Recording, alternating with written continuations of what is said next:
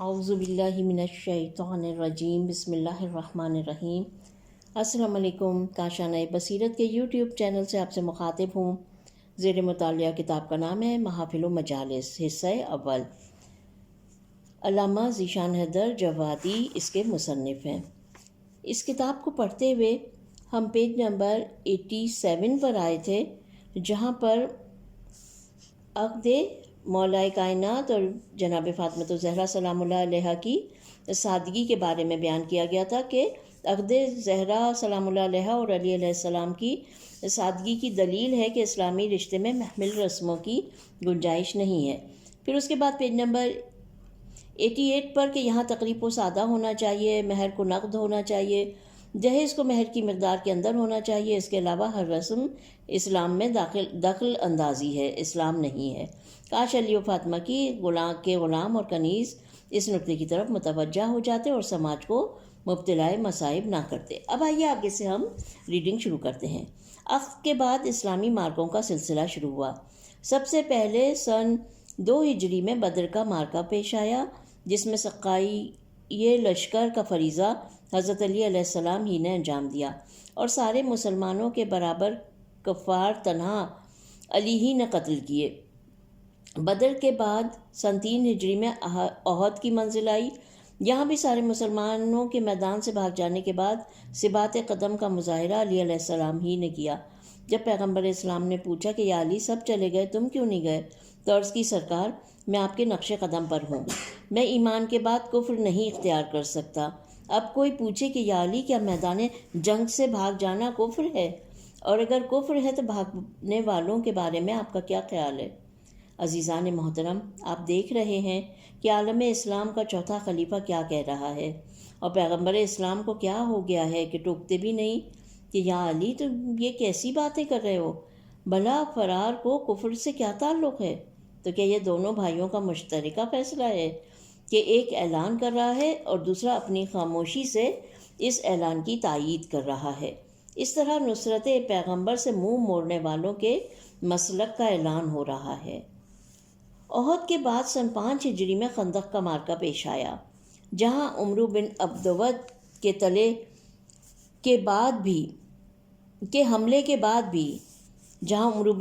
حملے کے بعد بھی مسلمانوں کے سر نہیں اٹھے۔ Page number 89۔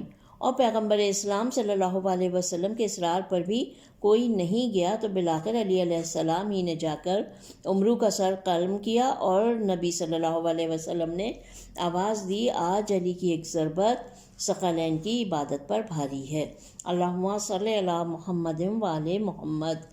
خندق کے بعد سن 6 ہجری میں صلح حدیبیہ کی منزل آئی، جہاں پیغمبر اسلام حج کے ارادے سے نکلے اور کفار کی مزاحمت کے بعد صلح کی نوبت آ گئی، جس پر بہت سے مسلمانوں نے اعتراض بھی کیا اور پیغمبر اسلام کی رسالت میں شک بھی کیا۔ تو صلح کی دستاویز علی علیہ السلام ہی کے ہاتھوں سے مرتب ہوئی اور صلح نامہ کی کتابت کا کام علی علیہ السلام ہی نے انجام دیا۔ نہ کوئی کاتب وحی نظر آیا، نہ کاتب الہام، صرف ایک علی تھے جو صلح نامہ مرتب کر رہے تھے اور نبی لکھوا رہے تھے، اور قرآن اس صلح کو فتح مبین قرار دے کر دنیائے اسلام کو متوجہ کر رہا تھا کہ اسلام میں تلوار کا فاتح بھی علی اور اسلام میں قلم کے فاتح بھی علی علیہ السلام ہے، اللہم صلی علی محمد و آل محمد۔ حدیبیہ کے بعد سن 7 ہجری میں خیبر کا مارکہ سامنے آتا ہے، جہاں یہودیوں کے قلعوں کو فتح کرنے کے لیے بعض مسلمان سپاہی میدان تک جاتے ہیں اور الٹے پاؤں واپس چلے آتے ہیں، اور بقول تاریخ سردار یہ کہتا ہے کہ لشکر کمزور ہے اور لشکر یہ کہتا ہے کہ سردار بزدل ہے، اور آخرکار نبی عملی طور پر اعلان کرتے ہیں کہ اسلام کے لیے دونوں بیکار ہیں، اور پھر کرار غیر فرار کا خطاب دے کر علی علیہ السلام کو میدان میں بھیجتے ہیں، اور علی علیہ السلام مرحب و انتر کو تہہ تیغ کر کے خیبر کو فتح کر کے واپس آتے ہیں، اللہم صلی علی محمد و آل محمد۔ خیبر کے بعد سن 8 ہجری میں مکہ فتح ہوتا ہے، جہاں پیغمبر اسلام خانہ کعبہ میں بت شکنی کا فرض انجام دیتے ہیں اور علی علیہ السلام کو حکم دیتے ہیں کہ میرے دوش پر سوار ہو کر طاق کعبہ سے بت گراؤ۔ Page number 90۔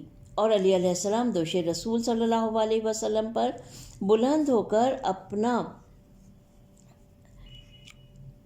اپنی فضیلت بھی ظاہر کر دیتے ہیں اور دنیا کو بتا دیتے ہیں کہ رسول اسلام نے خانہ حق سے باطل کے قبضے کے ہٹانے کا کام مجھی سے لیا ہے، اور خلیل کے مقابلے میں اس جہاد کا فرض میں نے ہی انجام دیا ہے۔ فرق صرف یہ ہے کہ انہوں نے پیادہ جہاد کیا تھا اور میں نے دوش رسول صلی اللہ علیہ وسلم پر سوار ہو کر جہاد کیا ہے۔ اللہم صلی اللہ محمد وآل محمد۔ فتح مکہ کے بعد سن 9 ہجری میں مباہلہ کی منزل آتی ہے، جہاں عیسائی حضرت عیسیٰ کو اللہ کا بیٹا ثابت کرنے کے لیے مدینہ آتے ہیں اور آیات قرآن کے نزول کے باوجود ماننے کے لیے تیار نہیں ہیں، اور آخرکار قرآن مجید مباہلہ کا حکم دیتا ہے تو نبی اس شان سے برآمد ہوتے ہیں کہ گود میں حسین علیہ السلام ہوتے ہیں، انگلی پکڑے ہوئے امام حسن علیہ السلام، حضور کے پیچھے شہزادی کائنات فاطمہ زہرا سلام اللہ علیہ، اور ان کے پیچھے نفس پیغمبر علی ابن ابی طالب علیہ السلام۔ مباہلہ ختم ہوتا ہے، نصارہ اپنی شکست کا اعتراف کرتے ہیں اور تاریخ آواز دیتی ہے، مسلمانوں اب آل محمد صلی اللہ علیہ وسلم کا احسان پہچانو۔ اب تک تو میدانوں میں بعض اصحاب نظر بھی آ جاتے تھے، اب اسلام کے اس مارکہ حق و صداقت میں سوائے آل محمد علیہ السلام کے کوئی نظر نہیں آ رہا ہے۔ مسلمان فضائل آل محمد صلی اللہ علیہ وسلم کو مانے یا نہ مانے، عیسائیت کو احساس ہے کہ ہماری شکست اہل بیت سے ہوئی ہے، اصحاب سے نہیں، اور شاید اسی فضیلت کو باقی رکھنے کے لیے اللہ نے عیسیٰ علیہ السلام کو بچا رکھا ہے کہ اسلام کے آخری رہنما کے پیچھے نماز پڑھ لیں تو دنیا اسلام کو بھی آل محمد صلی اللہ علیہ وسلم کے کمالات اور احسانات کا اندازہ ہو جائے۔ اللہم صلی اللہ محمد وآل محمد۔ مباہلہ کے بعد سن 10 ہجری میں یمن کی مہم پیش آتی ہے، جہاں مولائے کائنات تبلیغ اسلام کر کے پورے قبیلہ ہمدان کو مسلمان بناتے ہیں۔ Page number 91۔ اور واپسی پر نبی کے ساتھ آخری حج میں شریک ہو جاتے ہیں، جس کی واپسی پر میدان غدیر میں حاجیوں کا قافلہ روکا جاتا ہے، اور پیغمبر اسلام صلی اللہ علیہ وسلم منبر پر جا کر علی علیہ السلام کو ہاتھوں پر بلند کر کے آواز دیتے ہیں، جس کا میں مولا ہوں اس کا یہ علی بھی مولا ہے، اور قرآن مجید تکمیل دین کا اعلان کرتا ہے، اور امت سے دست علی علیہ السلام پر بیعت لی جاتی ہے تاکہ مسلمانوں کو ہوش آ جائے کہ علی علیہ السلام کا ہاتھ بیعت لینے کے لیے پیدا ہوا ہے، بیعت کرنے کے لیے نہیں۔ اللہم صلی علی محمد وآل محمد۔ غدیر کے 2 مہینے 10 دن کے بعد 28 صفر 11 سن ہجری کو سرور کائنات کا انتقال ہو جاتا ہے، جہاں سے علی علیہ السلام کی زندگی کا دوسرا دور شروع ہوتا ہے، اور امت کے علیحدہ ہو جانے کے بعد علی علیہ السلام پیغمبر کو غسل و کفن دے کر دفن کر دیتے ہیں، اور دنیا کو متوجہ کر دیتے ہیں کہ تخت و تاج کے لیے دوڑنے والے اور ہیں اور نبوت کی تجہیز و تکفین کرنے والے اور سچ ہے جو جس کا مقصد ہوتا ہے وہ اس کے لیے ہر آن کوشاں رہتا ہے۔ دنیا کا رشتہ تخت و تاج سے ہے اور میرا رشتہ مرسل اعظم سے ہے۔ کل کعبہ سے مجھے پیغمبر لائے تھے، آج آخری منزل تک پیغمبر کو میں پہنچا رہا ہوں۔ ارباب کرم، میں کچھ نہیں کہہ سکتا، لیکن اتنا کہنے کو بہرحال جی چاہتا ہے کہ آج کی دنیا میں بھی اگر کوئی جنازہ چھوڑ کر الگ ہو جائے تو اچھا خاصا رشتہ بھی ختم ہو جاتا ہے۔ خدا جانے یہ کیسی غیرت دار امت تھی کہ جنازہ رسول چھوڑ کر بھی رشتہ محبت رہ گیا۔ یہی نہیں بلکہ فیصلہ خلافت کے بعد اہل بیت علیہ السلام کی طرف مصائب کا رخ موڑ دیا جاتا ہے، اور پرسہ دینے کی بجائے بیٹی کی جائیداد پر قبضہ کیا جاتا ہے، داماد کو قیدی بنایا جاتا ہے۔ Page number 92۔ دروازے پر آگ اور لکڑیاں جمع کی جاتی ہیں اور دربار حکومت میں کھینچ کر طلب کیا جاتا ہے اور قتل کی دھمکی دے کر بیعت کا مطالبہ کیا جاتا ہے، اور جب مولا کائنات فرماتے ہیں کہ تم ایک اللہ کے بندے اور نبی کے بھائی کو قتل کر رہے ہو تو جواب ملتا ہے کہ ہم تمہیں بندہ خدا تو تسلیم کرتے ہیں لیکن رسول کا بھائی تسلیم نہیں کرتے۔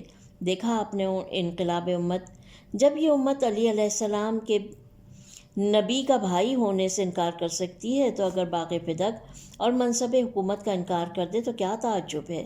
علی علیہ السلام نے اس مصیبت پر بھی صبر کیا اور قرآن جمع کر کے پیش کیا، وہ بھی رد کر دیا گیا۔ مصائب پیش آتے رہے۔ علی علیہ السلام حسب وصیت پیغمبر اکرم خاموش رہے۔ تھوڑے عرصے کے بعد حکومت بدلی، حکومت کا دوسرا دور آیا۔ اس دور میں بھی مصائب میں اضافہ ہی ہوا اور جسمانی اذیتوں کے ساتھ ساتھ روحانی اذیتیں بھی نمایاں طور پر شامل ہو گئیں۔ کل اپنے حقوق کا انکار ہو رہا تھا اور در پردہ دین خدا پر حملہ ہو رہا تھا، اور آج کھلم کھلا احکام الہیہ کی مخالفت ہو رہی ہے۔ حلال خدا کو حرام کیا جا رہا ہے، حرام خدا کو حلال بنایا جا رہا ہے، اور حق علیہ السلام کے پامال کرنے کی عظیم سازش تیار ہو رہی ہے کہ ایک طرف جاگیر فدق کے ساتھ حق خمس کو بند کر دیا گیا کہ آل محمد صلی اللہ علیہ وسلم کے پاس کوئی دولت باقی نہ رہ جائے، اور دوسری طرف چلتے چلتے نئی حکومت کا ایسا منصوبہ بنایا گیا کہ خلافت مولا کائنات تک پہنچنے ہی نہ پائے۔ 6 آدمیوں کی کمیٹی بنائی گئی، اکثریت پر فیصلہ رکھا گیا، مخالف کے قتل کا فرمان نافذ ہوا، ایک شخص کو ثالث فرض کیا گیا، اور ان سب کے بعد بھی جب علی علیہ السلام کے حق کا انکار ممکن نہ ہو سکا تو سیرت شیخین پر عمل کرنے کی شرط لگائی گئی۔ Page number 93۔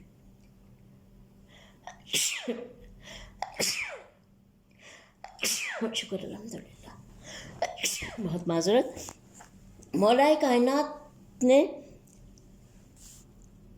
کائنات نے وقت وصیت اس سازش کو محسوس فرما لیا، اور آپ کو معلوم تھا کہ یہ خلافت مجھ تک آنے والی نہیں ہے، اس لیے آپ نے چاہا کہ خلافت نہیں ملتی ہے تو نہ ملے، کم از کم اس خلافت کی حقیقت تو واضح ہو جائے۔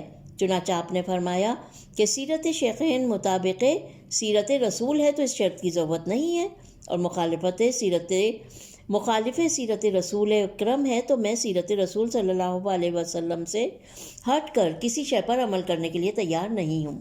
خلافت نہیں ملی اور دوسرے کو دے دی گئی، لیکن علی علیہ السلام کا سوال آج بھی محفوظ ہے اور مسلمانوں کو چیلنج کر رہا ہے کہ بتاؤ یہ سیرت رسول صلی اللہ علیہ وسلم کی موافق ہے یا مخالف؟ اور علی علیہ السلام آواز دے رہے ہیں کہ مجھ کو چھوڑنے والا سیرت رسول کو بھی نہیں پا سکتا۔ سیرت رسول میری ہی سیرت کا نام ہے، جو مجھ سے الگ ہو گیا وہ رسول سے الگ ہو گیا، اور جو رسول سے الگ ہو گیا وہ خدا سے الگ ہو گیا۔ اب خدا سے الگ ہونے والے کے بارے میں تم فیصلہ کرو۔ عزیزان محترم، اس مقام پر یہ نکتہ بھی قابل توجہ ہے کہ علی علیہ السلام نے سیرت حکام پر عمل کرنے سے انکار کر کے ایک مسئلہ اور بھی واضح کر دیا کہ اگر علی علیہ السلام نے کل حکام وقت کی بیعت کر لی ہوتی تو آج سیرت کو ضرور قبول کر لیتے۔ مولا نے سیرت کو ٹھکرا کر واضح کر دیا، یہاں پہ بات سیرت شیخین کی ہو رہی ہے، کو ٹھکرا کر واضح کر دیا کہ جب میں سیرت کے نام پر پوری حکومت چھوڑ سکتا ہوں تو مجھ سے یہ توقع ہرگز نہ رکھنا کہ میں کسی اقتدار سے مروب ہو کر باطل کے سامنے سر جھکا دوں گا اور غیر حق کی بیعت کر لوں گا۔ Page number 94۔ تاریخ کے 10 سال یہ بھی گزر گئے اور حکومت کا تیسرا دور آ گیا۔ اس دور میں بھی مصائب و مظالم کا سلسلہ اسی شدت کے ساتھ جاری رہا۔ دین خدا کی توہین و تذلیل ہوتی رہی، بنی امیہ پر وظائف و انعامات تقسیم ہوئے اور بنی ہاشم کے گھر فاقے ہوتے رہے۔ اس حقیقت سے انکار نہیں کیا جا سکتا کہ جب خلیفہ سوم کو حکومت ملی تو رئیس خاندان حضرت ابو سفیان نے آ کر کہا، بیٹا اب یہ خلافت تمہارے قبضے میں آ گئی ہے اور اس گیند کو جس طرح چاہو نہ جاؤ، خبردار جنت و جہنم کے چکر میں مت پڑ جانا، اس کی کوئی حقیقت نہیں ہے۔ میں نہیں جانتا کہ سعادت مند فرزند نے بزرگ خاندان کی بات مانی یا نہیں، لیکن اتنا ضرور معلوم ہے کہ اس بات پر ابو سفیان کو ٹوکا بھی نہیں، اور یہیں سے اندازہ ہو جاتا ہے کہ اگر خلافت میں جنت و جہنم کا انکار نہ ہوتا تو ملوکیت میں خبر وحی کو بنی ہاشم کا کھیل نہ بنایا جاتا۔ یہ بنی امیہ کا قدیم عقیدہ تھا جو اب تک ڈھکے چھپے انداز سے چلا آ رہا تھا، اور اب یزید نے اس پردے کو چاک کر دیا۔ یزید میں اور دوسروں میں اتنا ہی فرق ہے کہ دوسروں نے بات کو پردے میں رکھا تھا اور یزید نے پردہ ہٹا دیا، تاکہ دنیا پہچان لے کہ یزیدیت ہر دور میں رہی ہے اور صفانیت آج بھی زندہ ہے،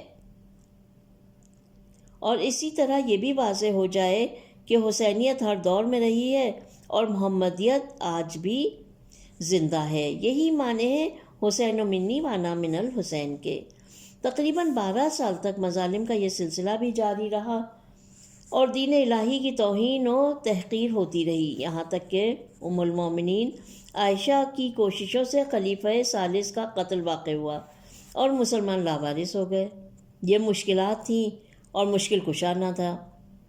اب مشکلات تھیں اور مشکل کشا نہ تھا، مسائل تھے اور حلال مسائل نہ تھا، شریعت تھی اور محافظ شریعت نہ تھا۔ Page number 95۔ قرآن تھا اور مفسر قرآن نہ تھا، اسلام تھا اور ذمہ دار اسلام نہ تھا، امت تھی اور قائد امت نہ تھا۔ آخر امت عاجز آ کر در علی پر آئی اور آواز دی، یا علی، اب مشکل کشا آپ ہیں، ہم آپ کے ہاتھ پر بیعت کرنا چاہتے ہیں، ہم سے بیعت لے لیجئے۔ علی علیہ السلام نے انکار کیا، اور جب اصرار بڑھا تو مسجد پیغمبر صلی اللہ علیہ وسلم میں منبر پر بیٹھ کر بیعت لی اور ثابت کر دیا کہ مسلمانوں، میں تمہاری بیعت کا محتاج نہیں ہوں، تم سب میری بیعت کے محتاج ہو۔ کل یہ بات سمجھ میں نہ آئی تھی اور آج سمجھ میں آ گئی۔ سچی بات کہ جب ٹھوکر لگتی ہے تو یا علی کہنا ہی پڑتا ہے۔ اللہم صلی علی محمد وآل محمد۔ تاریخ میں ایک نیا انقلاب آیا اور علی کی حکومت سے مایوسی کے بعد ام المومنین نے خون عثمان کے انتقام کا نعرہ بلند کیا۔ مولائے کائنات پر قتل عثمان کا الزام لگا کر انتقام کے لیے جمل کے میدان تک آ گئیں۔ مولائے کائنات نے لاکھ سمجھایا لیکن کسی کی سمجھ میں نہ آیا اور آخرکار جمل کی لڑائی ہوئی۔ ام المومنین کی شکست ہوئی، حضرت علی علیہ السلام کو فتح نصیب ہوئی، لیکن آپ نے نہایت ہی عزت و احترام کے ساتھ انہیں مدینہ پہنچا دیا کہ دنیا پہچان لے کہ عزت پیغمبر کا محافظ کون ہے اور ناموس رسول کو سر میدان لانے والا کون ہے، اور اس طرح حق و باطل کا فیصلہ بھی ہو جائے۔ جمل کی آگ سرد نہ ہوئی تھی کہ انتقام کی دوسری مہم شام سے شروع ہوئی اور صفین کا میدان گرم ہو گیا۔ یہاں بھی لڑائی علی علیہ السلام کی فتح پر تمام ہوئی، لیکن اچانک حکومت شام نے نیزوں پر قرآن بلند کر کے جنگ کا رخ بدل دیا۔ مقصد یہ تھا کہ ہم قرآن سے فیصلہ کرانا چاہتے ہیں۔ اب دیکھیں علی علیہ السلام کا مسلک کیا ہے۔ مولائے کائنات نے جنگ نہ روکی اور مالک اشتر کو واپس بلا لیا۔ مولائے کائنات نے جنگ روک دی اور مالک اشتر کو واپس بلا لیا اور دنیا پر واضح کر دیا کہ ہم وہ محافظ قرآن ہیں جو عزت کتاب کے لیے جیتی ہوئی جنگ کو چھوڑ سکتے ہیں۔ Page number 96۔ قرآن کو چھوڑ کر حکومت کرنا تمہارا کام ہے اور قرآن کی عزت کے نام پر حکومت چھوڑ دینا ہمارا کام ہے۔ جنگ رکی، طرفین کے حکم معین ہوئے اور آخر میں ایک گہری سازش کے نتیجے میں مولائے کائنات کے خلاف فیصلہ ہو گیا۔ فیصلے میں اس قرآن کا نام بھی نہ آیا جس کے لیے جنگ رکی تھی، اور اس طرح مولائے کائنات کے لشکر میں بھی بغاوت کی ایک لہر دوڑ گئی اور آپ کو نہروان کی لڑائی سے دوچار ہونا پڑا۔ الحمدللہ کہ اس میں بھی آپ فاتح رہے۔ بات تمام ہو گئی، لیکن اتنا ضرور عرض کرنا چاہتا ہوں کہ خلافتوں کے دور میں علی علیہ السلام سے 3 محاذوں پر جنگ کیوں ہوئی اور ان لڑائیوں کا ذمہ دار کون ہے۔ جنگوں کی نوعیت حق کا فیصلہ کر رہی ہے کہ ان جنگوں میں خلیفہ اول کی بیٹی قائد تھیں اور دوسری میں ایک میں خلیفہ اول کی بیٹی قائد تھیں، دوسری میں خلیفہ دوم کا بنایا ہوا گورنر خاندان، اور تیسری میں بنی امیہ کے ہواخواہ خوارج، اور یہ اس بات کی دلیل ہے کہ اگر صحابیت نے اہل بیت کے خلاف محاذ آرائی نہ کی ہوتی تو آج مسلمانوں میں یہ ہمت نہ ہوتی، اور شاید تاریخ کے اسی تسلسل کو امام غزالی نے محسوس کر لیا تھا جب یہ فتویٰ دیا تھا کہ وائس پر ذکر شہادت حسین علیہ السلام حرام ہے کہ اس سے بغض صحابہ پیدا ہوتا ہے۔ میری گزارش کرنے کا مقصد یہ ہے کہ امیر المومنین علیہ السلام نے اپنا 4 سالہ دور حکومت ایسی ہی پریشانیوں اور الجھنوں میں گزارا، لیکن اپنے فریضہ ہدایت سے غافل نہیں رہے اور جب زندگی کا آخری لمحہ آیا اور شام کی سازش سے خوارج نے قتل علی علیہ السلام کا منصوبہ بنایا تو اس وقت بھی آپ قدم قدم پر اپنا فرض ہدایت ادا کرتے رہے۔ Page number 97۔ کیا دنیائے اسلام اس قیامت خیز رات کو فراموش کر سکتی ہے جب کائنات کا امیر اپنی بیٹی کے گھر مہمان تھا اور بیٹی نے افطار میں دودھ اور نمک لا کر حاضر کیا تو فرمایا، میری لال ام کلثوم، تجھے معلوم ہے کہ تیرے باپ نے ایک وقت میں 2 غذائیں نہیں کھائیں، بیٹی دودھ کا پیالہ اٹھا لو۔ مجھے معلوم تھا، کسے معلوم تھا کہ مولا نے دودھ کا پیالہ کیوں اٹھوا دیا؟ راز تو اس وقت کھلا جب ابن ملجم کی تلوار سر اقدس پر لگی اور مولا زخمی ہو کر بیت الشرف میں تشریف لائے اور جراح نے زخم سر دیکھ کر دودھ تجویز کیا۔ عزادارو، 19ویں شب افطار ہے۔ فارغ ہونے کے بعد مولا کا یہ عالم تھا کہ بار بار حجرہ عبادت میں تشریف لے جاتے تھے اور نکل آتے تھے اور فرماتے تھے، بے شک یہ وہی رات ہے۔ بیٹی نے گھبرا کے پوچھا، بابا جان یہ کون سی رات ہے؟ فرمایا، میری لال، یہ میری اور تیری جدائی کی رات ہے۔ یہ وہ رات ہے جس کی پیغمبر اسلام خبر دے گئے ہیں، جس کے بعد مجھے بارگاہ الہی میں حاضر ہونا ہے۔ بیٹی دیکھ، تیرا باپ کس طرح لرز رہا ہے۔ آج مجھے دنیا کے کسی بہادر سے مقابلہ نہیں کرنا ہے، آج مجھے رب العالمین کی بارگاہ میں جانا ہے۔ رات گزرتی رہی، سحر کا ہنگام آیا۔ تجدید وضو فرما کر گھر سے باہر نکلنے کا قصد کیا۔ مرغابیوں نے بڑھ کر دامن تھاما۔ پلٹ کر امام حسن کو دیکھا، فرزند ان جانوروں کا خیال رکھنا، ان میں کوئی بھوکا پیاسا نہ رہ جائے، اگر ان کے آب و دانے کا انتظام نہ ہو سکے تو انہیں آزاد کر دینا، میں کسی کو بھوکا پیاسا نہیں دیکھ سکتا۔ ارباب اعزا، یہ کوفہ ہے، کوفہ۔ کاش کوئی اہل کوفہ میں اس وصیت کو سنتا اور یاد رکھتا کہ علی علیہ السلام جانوروں کی بھوک و پیاس برداشت نہیں کر سکتے، اور کل انہی علی کی اولاد ہوگی جن کے خیموں سے اللہ تش کی صدائیں بلند ہوں گی۔ جی یہ چاہتا ہے عرض کروں، مولا آپ کے گھر کے جانور پیاسے نہ رہیں اور آپ کی اولاد صحرائے کربلا میں 3 دن کی پیاس۔ نگاہوں کے سامنے دھواں، زبانوں پر اللہ تش وا محمدہ وا علیہ وا حسینہ کی صدائیں۔ Page number 98۔ عزاداران امیر المومنین، مولا بیت الشرف سے باہر چلے، امام حسن اور امام حسین علیہ السلام ساتھ چلے۔ مڑ کر دیکھا، کہا، میرے لال واپس جاؤ، آج تمہارا گھر میں رہنا زیادہ ضروری ہے۔ شہزادے واپس ہو گئے، لیکن کسے معلوم تھا کہ مولا نے کیوں واپس کر دیا؟ یہ تو باپ جانے یا فرزند۔ راز اس وقت کھلا جب علی علیہ السلام کا سجدہ شروع ہوا اور سر اقدس پر ابن ملجم کی تلوار لگی۔ فضا میں قد قتل الامیر المومنین کی آواز گونجی اور شہزادی زینب و ام کلثوم تڑپ کر بھائی کے پاس آئیں۔ بھیا، یہ میں کیا سن رہی ہوں؟ کیا بابا مارے گئے؟ بھیا جلدی مسجد میں جا کر بابا کی خبر لائیے۔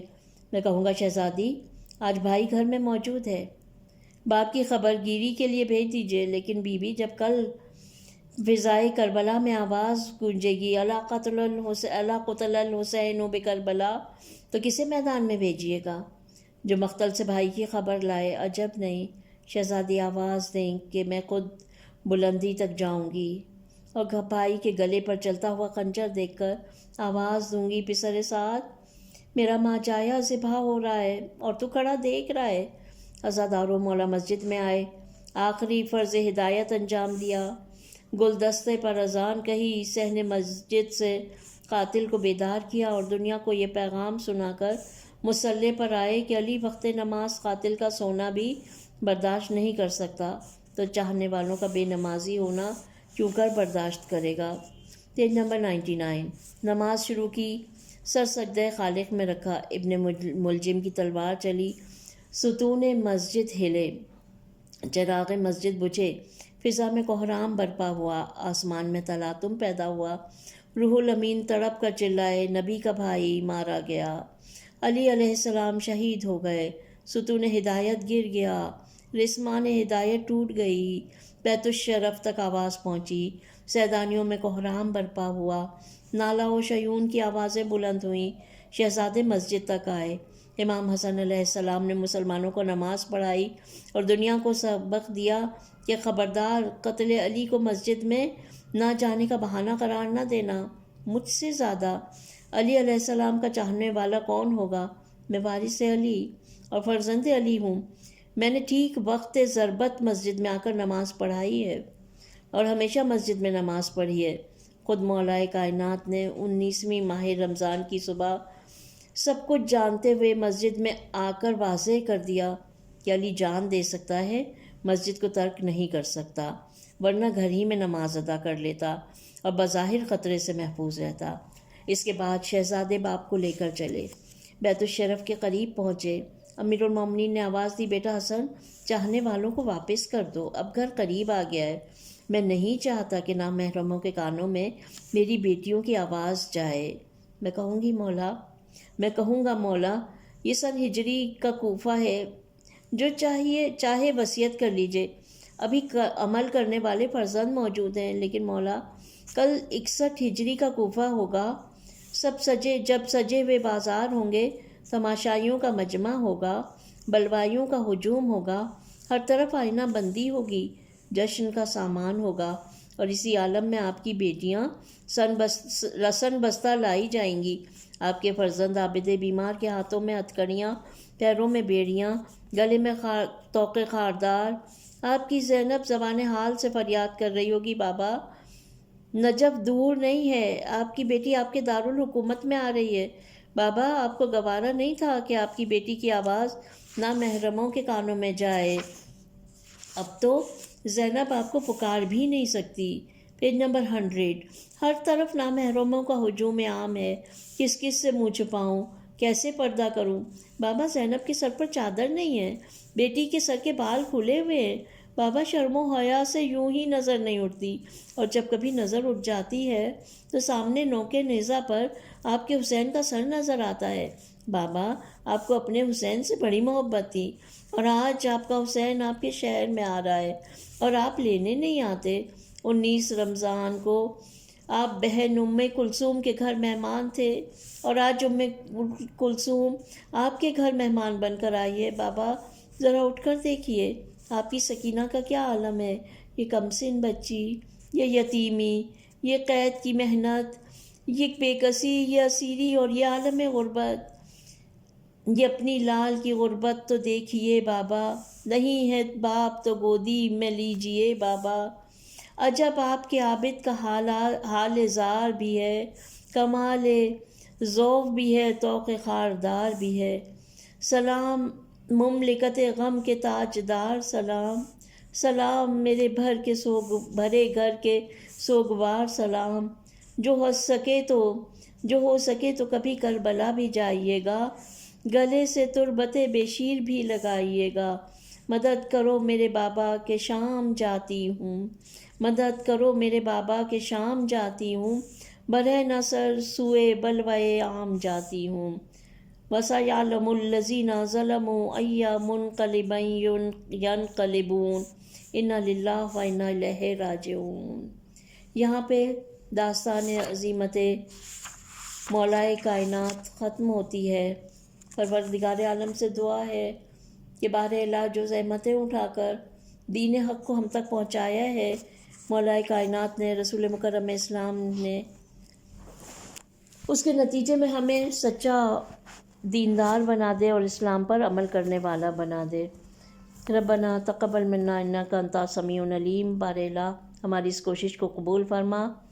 اب انشاءاللہ جناب فاطمۃ الزہرا سلام اللہ علیہا کی عظمت اور عظیمت کی داستان پڑھنے کے لیے ہم جلد ہی حاضر ہوں گے۔ اپنا خیال رکھیے گا۔ خدا حافظ۔